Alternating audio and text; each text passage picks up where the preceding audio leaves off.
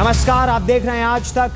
मैं हूं गौरव सावंत। एक तरफ भारत और पाकिस्तान के समाज सेवियों को शांति का नोबेल पुरस्कार मिल रहा है, तो दूसरी तरफ दोनों ही देशों की सीमा पर, नियंत्रण रेखा पर अशांति है। वो अशांति जिसे पाकिस्तान ने शुरू किया, खत्म किया भारत की बंदूकों ने। 5 दिन तक लगातार भारत की ताबड़तोड़ जवाबी कार्रवाई से अब पाकिस्तान की बंदूकें खामोश हैं। और इसी खामोशी से जुड़ा है हमारा आज तक पर आज का सवाल। क्या पाकिस्तान का इलाज सिर्फ गोलियां हैं?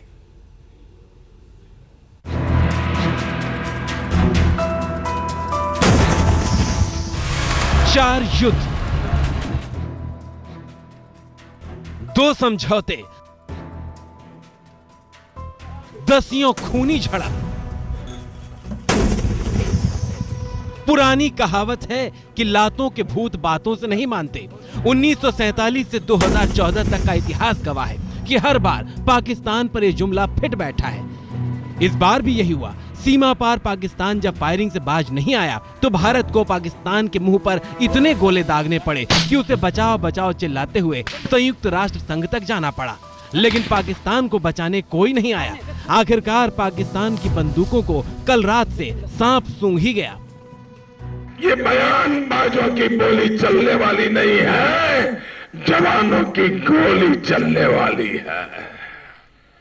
पाकिस्तान को मुंह की खानी पड़ी है।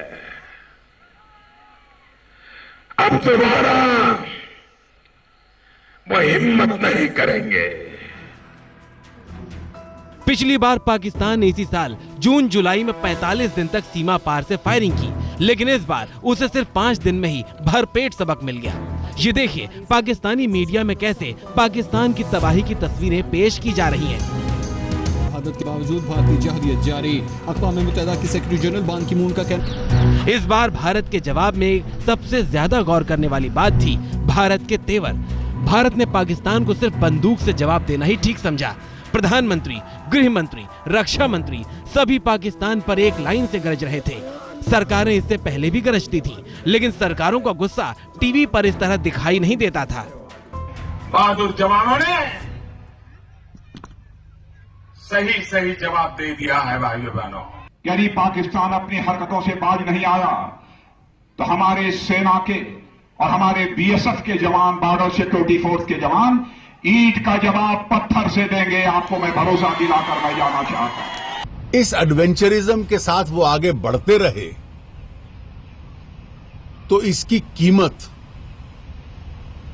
पाकिस्तान के लिए बहुत महंगी होगी। इस बार पाकिस्तान से न फ्लैग मीटिंग हुई, न हॉटलाइन पर बात हुई, न राजदूतों को संदेश दिए गए। सिर्फ और सिर्फ एक ही बात हुई, बारूद और बंदूक की। नतीजा पाकिस्तान खामोश है। ऐसे में सवाल उठना लाजमी है कि क्या पाकिस्तान से सिर्फ बंदूक की भाषा में बात किया जाए, और अगर हाँ तो अब पाकिस्तान के साथ भारत आगे कैसी रणनीति अपनाएगा। आज तक ब्यूरो। पाकिस्तान एक ही भाषा समझता है? क्या पाकिस्तान केवल बंदूक की आवाज सुनता है, केवल वही आवाज समझता है? जो ये कहा जा रहा है कि अगर पाकिस्तान दोबारा ऐसा दुस्साहस करेगा तो ईंट का जवाब पत्थर से दिया जाएगा। क्या यही एक आवाज पाकिस्तान को सुनाई देती है?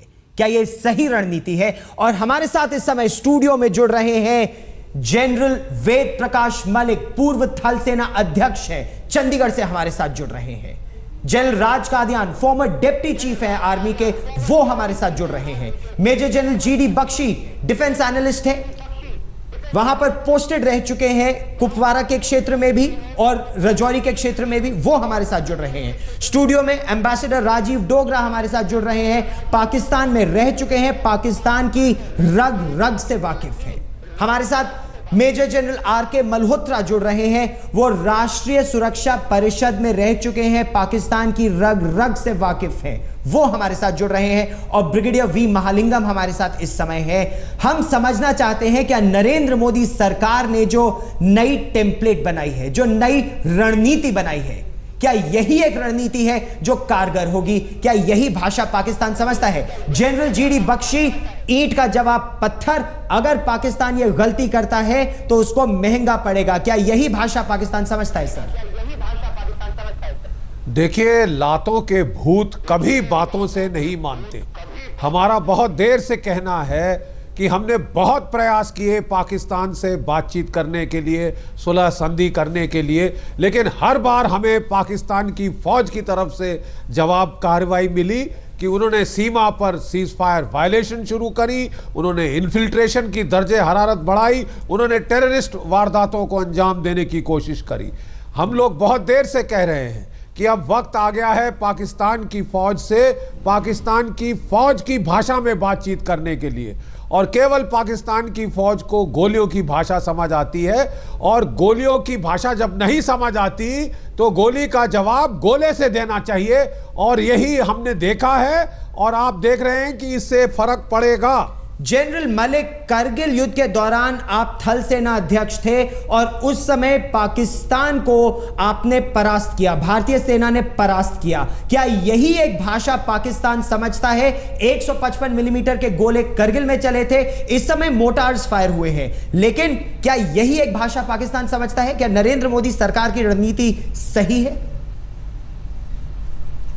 हाँ गौरव, ये नीति बिल्कुल सही रही है इस बार, और मैं समझता हूं कि जैसे कारगिल में उन्होंने बगैर स्ट्रैटेजिक विचार किए हुए एक पहल कर ली, उसी तरह से इस बार भी बगैर सोचे समझे, बगैर स्ट्रैटेजिक विचार किए हुए उन्होंने एक और पहल कर दी, और उसका जवाब उनको फिर सही देना पड़ा। उन्होंने ये नहीं समझा कि भारत की नई सरकार है, भारत की फौज में ज्यादा ताकत है, सरकार में ज्यादा ताकत है, और लीडरशिप भी ज्यादा ताकत है। इसका इशारा उनको समझ जाना चाहिए था जब हमने फॉरेन सेक्रेटरी लेवल के ऊपर बातचीत बंद कर दी थी। उनको बोला था कि हम नहीं करेंगे जी। उन्होंने ये समझा नहीं, ये इशारा नहीं समझा, और फिर ऐसी पहल की जिसमें उन्होंने सिविलियंस को टारगेट किया बिना वजह के। तो उनको समझना चाहिए था कि इस बार हम ईंट का जवाब पत्थर से देंगे और उनको फिर बुरी मात खानी पड़ेगी। और तो ऐसा ही हुआ, अगर वो फिलहाल ऐसा लग रहा है और ऐसी पहल करते रहे तो उनको ऐसा ही जवाब मिलेगा और मिलना चाहिए।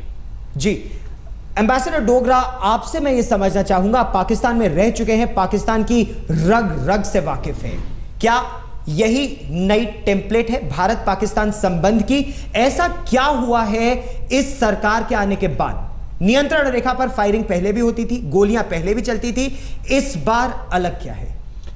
इस बार अलग दो तीन चीज़ें हैं। पहला तो पाकिस्तान, जैसे जनरल मलिक भी कह रहे थे, टेस्ट करना चाहता था मोदी सरकार की डिटर्मिनेशन की, इसमें और मनमोहन सिंह सरकार या पिछली सरकारों में कोई फ़र्क है या नहीं। अभी चैप्टर पूरा नहीं हुआ है, अभी शुरुआत है। दूसरी चीज़ ये है कि शायद हमने मिसरीड की पाकिस्तान के इंटेंशंस। उनकी इंटेंशंस बहुत खुली थी। जब 26-25 मई के अगस्त के आसपास उनके हाई कमिश्नर ने बार बार हमारे आंखों में धूल फेंकी। पहले तो उन्होंने हुर्रियत को मिला जी, जब कहा भी गया उसको भी डिफाई करके मिला। दूसरे दिन फिर जानबूझ के मिले। तीसरे दिन ना सिर्फ वो मिले, वो प्रेस कॉन्फ्रेंस भी की जी। और प्रेस कॉन्फ्रेंस में उन्होंने एक सेंटेंस बड़ा महत्वपूर्ण कहा था जो हमको ध्यान रखना चाहिए था उस टाइम पर। उन्होंने कहा था कि अगले आने वाले हफ्तों में आप देखिए क्या होगा।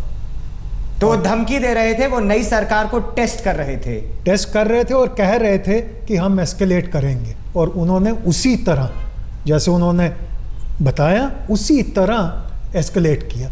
तो मेरे को ये लगता है, एक तो ये हाई कमिश्नर का रोल इंडिया में बहुत खतरनाक है। ये डिप्लोमेटिक रोल नहीं है जो रिश्तों को बढ़ाता है, ये रिश्तों को बिगाड़ता है जी। दूसरा ये है, मुशर्रफ साहब जो है, जो कराची और इस्लामाबाद के बीच में घूमते रहते हैं, उनका रिश्ता बहुत करीबी है आर्मी चीफ के साथ। इसमें दो राय नहीं, लेकिन वो जो स्ट्रैटेजिक लेवल पर है उस पर मैं आपके पास आऊंगा, लेकिन अभी मैं जो टैक्टिकल लेवल पर जमीन पर हो रहा है, हमने इसे एक भारत पाकिस्तान का तू-तू मैच नहीं बनाया। तू-तू में हम नहीं चाहते थे।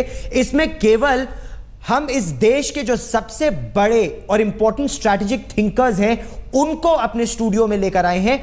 उनके जरिए हम आज तक के दर्शकों को यह बताना चाहते हैं, इनसे जानना चाहते हैं कि जो सरकार कर रही है वो सही है या नहीं। जनरल मल्होत्रा, आप राष्ट्रीय सुरक्षा परिषद में रह चुके हैं। नेशनल सिक्योरिटी काउंसिल इस देश को, सरकार को दशा और दिशा दोनों दिखाता है आगे की रणनीति के लिए। क्या दशा और दिशा जिस तरह यह सरकार बढ़ रही है पाकिस्तान को लेकर, वो सही है? गौरव, किसी भी चीज़ को एक वारदात के तौर पे और उस पर रिएक्शन नहीं देखना चाहिए। हम क्या चाहते हैं, हमारी एंड स्टेट की ज़रूरत क्या है, हम फाइनली क्या कहाँ पहुँचना चाहते हैं, उसको मिलके हमारा रिएक्शन होना चाहिए। अगर आप देखें सीज़ फायर क्यों हुई और इतने दिन तक क्यों चली और अब टूट क्यों रही है, उसकी सोच से हमें पता लगेगा कि हमारा रिएक्शन क्या होना चाहिए। सीज़ फायर के लिए हमें इंटरनेशनली कहा गया, क्योंकि अफ़गानिस्तान में जो सिचुएशन थी, पाकिस्तान ये नहीं चाहता था कि उसका ध्यान दो तरफ बटे, और इसलिए हमें ये कहा गया, रिक्वेस्ट की पाकिस्तान ने की, पूरी इंटरनेशनल कम्युनिटी ने की कि एक सीज़ फायर को कायम रखें ताकि पाकिस्तान अफ़गानिस्तान की तरफ गौर कर रखे। लेकिन सीज़ फायर से हमें क्या फ़ायदा हुआ, ये आज अगर हम देखें, हर दफ़े वायलेट पाकिस्तान ने किया सीज़ फायर को। जब भी इन्फिल्ट्रेशन की ज़रूरत थी, जब उनका दिल करता था गोलियां चला देते थे और इन्फिल्ट्रेशन हो जाती थी, हम उसके बाद सीज़ फायर फिर कायम हो जाता था। अब भी वो ऐसा कर रहे हैं। और जैसे अभी तक डोगरा साहब ने कहा, जनरल मलिक साहब ने कहा कि वो टेस्ट कर रहे हैं कि हिंदुस्तान में पॉलिटिकल कंस्ट्रक्ट बदली हो गया, तो राजनीति बदली हुई है, तो वो टेस्ट करना चाहते हैं कि इससे सीज़ फायर पे देखना चाहते हैं कि कौन कितने पानी में है और क्या उन्हें जवाब मिला और कितना असर होगा और कितने समय तक होगा यह असर। भारत ने ईंट का जवाब पत्थर से दिया है। क्या संदेश जा रहा है पाकिस्तान को? क्या घुसपैठ कम होगी? क्या पाकिस्तान की तरफ से गोलीबारी कम होगी? इस समय जयदेव रानडे हमारे साथ है, पूर्व एडिशनल सेक्रेटरी हैं रॉ के। सब पाकिस्तान के परमानेंट डिफेंसेस तोड़े हैं भारत ने। क्या पाकिस्तान को सबक मिला है जो भारत ने किया? मेरे ख्याल से कुछ हद तक तो मिला है। अभी देखते हैं एनएससी के बाद उनके क्या हरकत होते हैं। पर दो बात मैं जोड़ूं, जो राजीव डोगरा साहब ने कहा और जनरल बख्शी ने कहा, मैं उनसे बिल्कुल सहमत हूं। पर यह याद रखना चाहिए कि मोदी प्रधानमंत्री के शपथ लेने के पहले ही पाकिस्तान ने अपनी इंटेंशंस डिक्लेयर की थी। जब उन्होंने हमारे कॉन्सुलेट जो हेरात में है अफगानिस्तान पे, उस पे आक्रमण की थी और उनका इंटेंशन था कि डिप्लोमेट्स को हॉस्टेज बनाया जाए। उनका मिसफायर हो गया, वो हुआ नहीं सफल। और उसके बाद जब उनके एम्बेसडर जो है यहाँ पे, वो सेपरेटिस्ट लीडर्स के साथ मिले थे, तो मेरे ख्याल से जो मोदी ने आने के पहले ही जो दोस्ती के हाथ आगे की थी, उसको उन्होंने ठुकरा दिया। और अब जो है उनको उत्तर मिल रहा है यहाँ से कि हम लोग दोस्ती के लिए जरूर तैयार हैं, पर ऐसे गोलीबारी नहीं सह। संकेत भारत सरकार की तरफ से बिल्कुल साफ है, भारत दोस्ती चाहता है पाकिस्तान से, लेकिन यह दोस्ती भारत तभी कर पाएगा अगर पाकिस्तान की तरफ से गोलीबारी ना हो। जनरल कादियान, साफ सवाल यहां पर यह खड़ा होता है, क्या पाकिस्तान के जब परमानेंट डिफेंसेस डिस्ट्रॉय किए हैं, क्या उससे पाकिस्तान को सबक मिला है या पाकिस्तान का दुस्साहस जारी रहेगा? और आज तक पर जो बड़ा सवाल हम आज पूछ रहे हैं, क्या पाकिस्तान का इलाज गोली है? क्या कह रहे हैं आज तक के हल्ला बोल के दर्शक? देखिए, जवाब आपके टेलीविजन स्क्रीन पर है। इस समय 99% लोग जिन्होंने उत्तर दिया है, 99% का यह उत्तर है कि पाकिस्तान सिर्फ गोली की जुबान समझता है, केवल 1% कहता है नहीं। और इस समय भारत के जो सबसे बड़े स्ट्रैटेजिक थिंकर्स हैं वो हमारे साथ आज तक के स्टूडियो में हैं। आप हमारे साथ जुड़िए, अपनी राय दीजिए, आपकी राय हम दिखाएंगे। जुड़िए हमारे साथ, एसएमएस कीजिए, हमें बताइए आपका क्या कहना है। 99% कह रहे हैं कि पाकिस्तान सिर्फ गोली की आवाज समझता है। ब्रिगेडियर महालिंगम, ऐसी परिस्थिति में सवाल यह उठता है, क्या पाकिस्तान केवल गोली की आवाज समझता है। क्या आप इससे सहमत हैं? जो भारत ने किया है वो पहले से अलग कैसे है सर? बिल्कुल बिल्कुल, ये पहले से अलग है। आप देख लीजिए, सबसे पहले ये चीज बताया गया है कि नो फ्लैग मीटिंग। इससे पहले जब भी कुछ फायरिंग होता था, फ्लैग मीटिंग होता था, लोगों से बातचीत चलते थे। यही पहला दफा है जब आर्टिलरी का फायरिंग किया गया है। आर्टिलरी ना सिर्फ फील्ड आर्टिलरी, मीडियम आर्टिलरी, कुछ डिस्टेंस तक का फायर किया है। यह पहला दफा है जब पाकिस्तान की जितना भी बंकर्स है उनको तोड़ा गया है। लेकिन ये आप देखेंगे तो ये पिछला 10-12 साल से जो चल रहा है उससे बिल्कुल अलग है। और ये जो हिंदुस्तान ने किया है बिल्कुल सही काम है। यही तरीका आगे के लिए होगा। अगर आगे भी अगर कोई फायरिंग करता है या और कोई इंसिडेंट करता है तो उसी समय उसको सबक सिखाना है, तभी पाकिस्तान अपना लाइन पे आएगा। पाकिस्तान को लाइन पर आना है। भारत दोस्ती चाहता है, भारत अच्छे संबंध चाहता है, लेकिन शांति चाहता है। गोलीबारी के बीच बातचीत नहीं हो सकती, सुनाई नहीं देती, यह कहना है प्रधानमंत्री नरेंद्र मोदी का। जनरल कादियान, भारत ने इस बार पाकिस्तान के परमानेंट डिफेंसेस तोड़े, बंकर तोड़े। ऐसा नियंत्रण रेखा पर पिछले कई वर्षों में नहीं हुआ था। क्या इसका डर है कि इससे जंग छिड़ सकती है? क्या जंग का खतरा है? नहीं गौरव, जंग का कोई खतरा नहीं। फायरिंग ही होती है, चाहे वो सिविलियन एरिया में डाली जाए, वो और भी बुरी बात है। लेकिन हमारे डिफेंसेस, पाकिस्तान ने भी कोशिश करी होगी हमारे डिफेंसेस तोड़ने की, लेकिन हमारे डिफेंसेस मजबूत हैं। इसका क्रेडिट जनरल प्रेम भगत, जो पहले नॉर्दर्न आर्मी कमांडर के कमांडर थे, उनको जाता है। उन्होंने सारे डिफेंसेस एलओसी के साथ साथ परमानेंट बनवाए थे। वो ऐसा नहीं कर सकते। हमारे बंकर तो डायरेक्ट हिट भी ले लेंगे, लेकिन फायर वो भी करते हैं। ये बात नहीं है कि सिर्फ हमने ही तोड़े हैं, वो तोड़ नहीं पाए। देखिए, हिंदुस्तान एक अमन पसंद देश है, इसमें दो राय नहीं। हिंदुस्तान अमन पसंद देश है, लेकिन पाकिस्तान के साथ डील करने के लिए क्या यही आगे की टेम्पलेट है? क्या यही एक कुंजी है? जनरल मलिक, आप सेना अध्यक्ष रह चुके हैं, क्या खतरा है, क्या डर है कि एक गोली हम चलाएं, एक गोली वो चलाएं और गोलियां चलती रहें, गोले चलने लगे और जंग छिड़ सकती है? जनरल मलिक, देखो, एक मैं और चीज आपको बताना चाहता हूं कि ग्राउंड सिचुएशन में अब काफी बदलाव आ गया है नई सरकार के साथ में। पहले एस्केलेशन कंट्रोल गवर्नमेंट ने बिल्कुल अपने हाथ में रखा हुआ था और मिलिट्री फोर्सेस को, आर्मी को इजाजत नहीं थी एस्केलेशन के ऊपर कंट्रोल रखने की। नई सरकार ने इसको काफी ढील दी है और आर्म फोर्सेस को ज्यादा इजाजत दी है एस्केलेशन कंट्रोल को देखते हुए आगे बढ़ने की। तो अभी हालात जो हैं ग्राउंड के ऊपर भी पॉलिसी के मुताबिक बदले हुए हैं और हमेशा ही आप देखेंगे कि ईंट का जवाब पत्थर से मिलेगा। मैं नहीं समझता कि इस लड़ाई को ये ऑल आउट वॉर होगी, क्योंकि पाकिस्तान समझता है कि अगर उन्होंने कोई कोशिश की तो उसका जवाब हम कड़ा दे सकते हैं। जैसा कि मैंने पहले बोला था, इस वक्त हमारी फौज मजबूत है, स्ट्रांग है, हमारी गवर्नमेंट स्ट्रांग है, उनके पास पार्लियामेंट में बहुमत है और हमारी लीडरशिप भी स्ट्रांग है।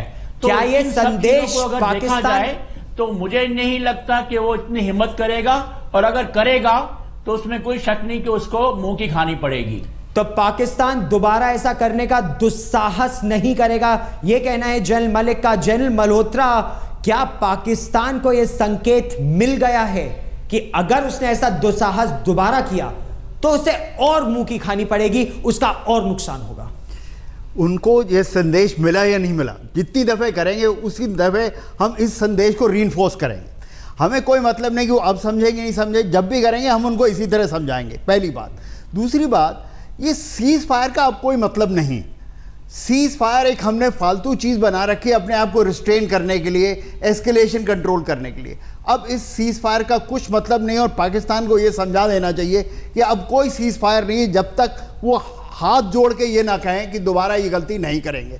जब भी कुछ करें, लोकल आदमी को पूरा अख्तियार होना चाहिए कि आप इसका जवाब दें, अच्छे से जवाब दें।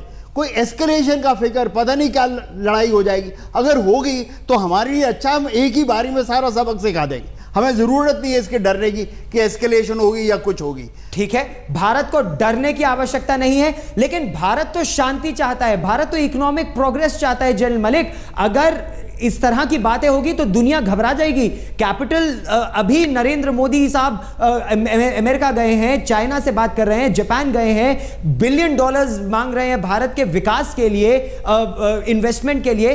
अगर जंग का खतरा होगा तो इन्वेस्टमेंट भाग जाएगा सर। देखिए, मैं जनरल मल्होत्रा की बात से सहमत नहीं हूं। मेरे ख्याल में जहां तक हो सके हमको सीज फायर को मेंटेन करना चाहिए, क्योंकि जो सिविलियन आबादी है, जो खेत करते हैं, जिनके गांव वहां पर हैं, जहां तक हो सके उनको नुकसान नहीं हो। लेकिन इसका मतलब ये नहीं कि अगर वो सीज फायर को वायलेट करते हैं तो हम नहीं करेंगे, हमको भी करना चाहिए और कर रहे हैं इस वक्त, आपने देखा है। तो जहां तक वो मेंटेन करते हैं तो हमको भी मेंटेन करना चाहिए, अगर वो तोड़ते हैं तो हमको तोड़ना चाहिए। लेकिन मैं समझता हूं कि आजकल के जो हालात हैं जिसमें हम डेवलपमेंट के ऊपर ज्यादा जोर दे रहे हैं, नई सरकार भी चाहती है कि डेवलपमेंट के ऊपर जोर हो, तो ये ना हमारे इंटरेस्ट में है ना उनके इंटरेस्ट में है कि इस चीज को हम एक ऑल आउट वॉर में तब्दील करें। एस्केलेशन कंट्रोल के ऊपर हमारा हाथ बिल्कुल होना चाहिए, फौज का, जैसा कि हमने कारगिल के समय में किया था कि हमने उसको कंट्रोल में अपने रखा था एस्केलेशन को। अभी भी जब ऐसी कोई बात होती है तो उसका कंट्रोल हमारे हाथ में होना चाहिए, और यही प्रधानमंत्री नरेंद्र मोदी ने कहा भी है, उसको छोड़ दें। यही प्रधानमंत्री नरेंद्र मोदी ने कहा भी है, सेना निर्धारित करेगी नियंत्रण रेखा पर क्या हो रहा है, बीएसएफ निर्धारित करेगी आईबी पर क्या हो रहा है। जनरल जीडी बख्शी, अगर विस्थापित लोग इस बार हुए हैं हमारी तरफ लगभग 3 से 4 हजार, तो सूचना ये आ रही है कि लगभग 15 से 20 हजार पाकिस्तान में भी इंटरनेशनल बॉर्डर के आसपास लोग विस्थापित हुए हैं। क्या यही भाषा पाकिस्तान समझता है? क्या यही टेम्पलेट है आगे के लिए? बेशक, देखिए, मैं सिर्फ ये कहना चाहता हूं कि हमारे देश में एक तबका है जो एस्केलेशन और युद्ध को बहुत, हमें उसके बारे में बेवजह खौफनाक और जो खौफ फैलाता रहता है कि एस्केलेशन हो जाएगी, न्यूक्लियर युद्ध शुरू हो जाएगा। देखिए, 3 महीने तक कारगिल का युद्ध चला। मैं पूछना चाहता हूं कितने एटम बॉम्ब दिल्ली में गिरे। एस्केलेशन डोमिनेंस हमको करना अच्छी तरह से आता है भारतवर्ष की फौज को, और इस वजह से ये जो पिछले 10 साल जो दब्बू नीति थी, अब हमको उसको उठा के वेस्ट पेपर बास्केट में फेंकना चाहिए। अगर पाकिस्तान सीज फायर वायलेशन करता है उसको कड़ा जवाब देना चाहिए। मैं नहीं समझता गोली का जवाब सिर्फ गोली से ही दिया जाना चाहिए, गोली का जवाब गोले से दिया जाना चाहिए। ये एक नई प्रथा नहीं चलेगी, कह रहे हैं जनरल जीडी बख्शी। जितना पाकिस्तान ने एस्केलेट किया है, मैं समझता हूं एस्केलेशन कंट्रोल हमारे पास होना चाहिए। एस्केलेशन कंट्रोल है भारत के पास, भारत ने डिसाइड करेगा। अगर पाकिस्तान पहली गोली चलाता है तो प्रधानमंत्री और रक्षा मंत्री दोनों कह चुके हैं, भारत डिसाइड करेगा आखिरी गोली कब चलेगी। क्या यह सही नीति है, या इससे जो पाकिस्तान हमें धमकी दे रहा है वो इंटरनेशनलाइज करेगा कश्मीर के इशू को, कैपिटल की फ्लाइट हो जाएगी, यहां पर निवेश नहीं होगा? यह बड़ा खतरा है एम्बेसडर डोगरा। देखिए, अगर इस तरह की हरकतें करता रहा पाकिस्तान तो कोई आदमी यहाँ इन्वेस्टमेंट करने के लिए तैयार नहीं होगा। जब तक शांति नहीं होगी, जब तक भारत नहीं डिटर्मिन करेगा कि रिश्ते कैसे होंगे, बाहर का आदमी अपनी कैपिटल को रिस्क में नहीं लेगा। दूसरी बात यह है कि अगर सीज फायर हो गई, 2 महीने के बाद फिर पाकिस्तान उसको तोड़ देगा, 3 महीने के बाद तोड़ देगा, तो हम बागडोर उनको देना चाहते हैं। इस बार हमको सीज फायर के आगे जाना होगा। सीज फायर कर ली, पर वो सीज कर देंगे अपनी हॉस्टाइल एक्टिविटीज़, सीज कर देंगे दाऊद इब्राहिम की एक्टिविटीज़, सीज कर देंगे हाफिज सईद की एक्टिविटीज़, बड़ी बात, सीज कर देंगे वो अपना जो काउंटरफिट करेंसी यहाँ भेजते हैं, सीज कर देंगे जो ड्रग्स को भेजते हैं, सीज कर देंगे इंडियन मुजाहिदीन को मदद करना, सीज कर देंगे टेररिस्ट को यहाँ इन्फिल्ट्रेट। बहुत बड़ी बात आपने कही। इस बार सीज फायर नहीं, सीज हॉस्टाइल एक्टिविटीज की तरफ हमारा ध्यान होना चाहिए। तो प्रधानमंत्री नरेंद्र मोदी का अगला की रिजल्ट एरिया, उनकी सरकार का की रिजल्ट एरिया यही है, सीज फायर। तो भारत ने इंश्योर कर लिया कि पाकिस्तान नियंत्रण रेखा पर गोलियां चलाना बंद कर दे, गोले दागना बंद कर दे, लेकिन सीज हॉस्टाइल एक्टिविटीज, भारत के खिलाफ जो छाया युद्ध चल रहा है पाकिस्तान का, आतंकवाद, वो कैसे रुकेगा? क्या पाकिस्तान का इलाज सिर्फ गोली है? क्या यही भाषा पाकिस्तान समझता है? पाकिस्तान की सेना तो अब शांत हो गई, लेकिन क्या अब पाकिस्तान का जो टेरर कोर कमांडर है हाफिज मोहम्मद सईद, वो भारत में आतंकवाद फैलाएगा? जयदेव रानाडे साहब, आप एडिशनल सेक्रेटरी थे रॉ में, कैसे आतंक के इस गढ़ से निपटा जाए, चाहे दाऊद इब्राहिम हो, चाहे हाफिज सईद हो, चाहे इंडियन मुजाहिदीन के आका हो पाकिस्तान में? मेरे ख्याल से अब पाकिस्तान जरूर कोशिश करेगी टेररिस्ट अटैक करने के लिए, और ये लश्कर, जैश ए मोहम्मद वगैरह के थ्रू करवाएगी। पर इसमें एक अहम बात है कि जो Indo US joint statement sign की गई थी जब मोदी साहब गए थे वहां, अमेरिका भी, उसमें सेफ हेवन्स का जिक्र है, और ये उसमें कहा गया है कि दोनों देश एक साथ ये सेफ हेवन्स को नॉकआउट कर देगी। मतलब अब इंडिया को प्लानिंग करनी पड़ेगी, वो शायद कर चुकी है ऑलरेडी, कि अगर ऐसे हमले होंगे टेररिस्ट ऑर्गेनाइजेशंस के थ्रू, आतंकवादी के साथ, तो फिर हम कोवर्ट एक्शन लेके उनके बेसिस, ट्रेनिंग बेसिस और होल्डिंग ग्राउंड जो हैं उनको नॉकआउट करेंगे। मेरे ख्याल से पाकिस्तान के गढ़ में घुसकर, और इसमें भारतीय सेना को जाने की जरूरत नहीं है। भारत के पास ऐसे उपचार है जैसे भारत पाकिस्तान के गढ़ में जाकर आतंक के गढ़ से हाफिज मोहम्मद सईद या दाऊद इब्राहिम को नेस्त नाबूद कर सके। क्या सबसे बड़ा लेसन, जनरल मल्होत्रा, आखिरी सवाल आपसे, सबसे बड़ा सबक इस नियंत्रण रेखा और बॉर्डर की घटना से क्या है? अगर इसी चीज का सबक नहीं, पाकिस्तान का भी सबक यही है कि पाकिस्तान फौज को जब तक हम नहीं सॉर्ट आउट करेंगे तब तक पाकिस्तान और हमारे रिश्ते सॉर्ट आउट नहीं हो सकते। उधर सिर्फ पाकिस्तान फौज को ही सॉर्ट आउट करना है। अगर उनको हम सॉर्ट आउट कर सकते हैं, उनको इंजर कर सकते हैं, उनको पता लग सकता है कि जब भी कोई चीज़ शुरुआत कर सकते हैं उसका एंड हम कैसे करेंगे, अपने आप ये सब चीज़ें सुलट जाए। ब्रिगेडियर महालिंगम, इसके आगे हिंदुस्तान की गवर्नमेंट ये देखना चाहिए जो 42 ट्रेनिंग कैंप्स वहां पर है उसको कोई भी तरीके से, चाहे ओवर्ट या कवर्ट तरीके से, उनको निकाल देना चाहिए और उनको बिल्कुल जमीन के साथ मिटा देना चाहिए। भारत के सबसे बड़े एक्सपर्ट्स इस समय आज तक पर हमारे पैनल पर हैं। जनरल मलिक, पूर्व थल सेना अध्यक्ष, general Kadyan, Jaidev Ranade, general GD Bakshi, brigadier Mahalingam, general Malhotra और एम्बेसडर डोगरा, आप सबका बहुत बहुत धन्यवाद। सबकी यही राय कि प्रधानमंत्री नरेंद्र मोदी की सरकार ने जो कदम उठाए वो कदम बिल्कुल सही है। हर ईंट का जवाब पत्थर से देना, यही भाषा पाकिस्तान समझता है और शायद यही रास्ता है कि दोस्ती बढ़े, शांति बहाल हो। हम इस खबर पर नजर बनाए रखे हैं। 99% जो लोग जिन्होंने हमें जवाब दिया है उन्होंने यही कहा है कि पाकिस्तान केवल गोली की आवाज समझता है, यही पाकिस्तान का इलाज है। हमारी इस खास पेशकश में फिलहाल इतना ही। देश और दुनिया की ताजा खबरों के लिए आप देखते रहिए आज तक।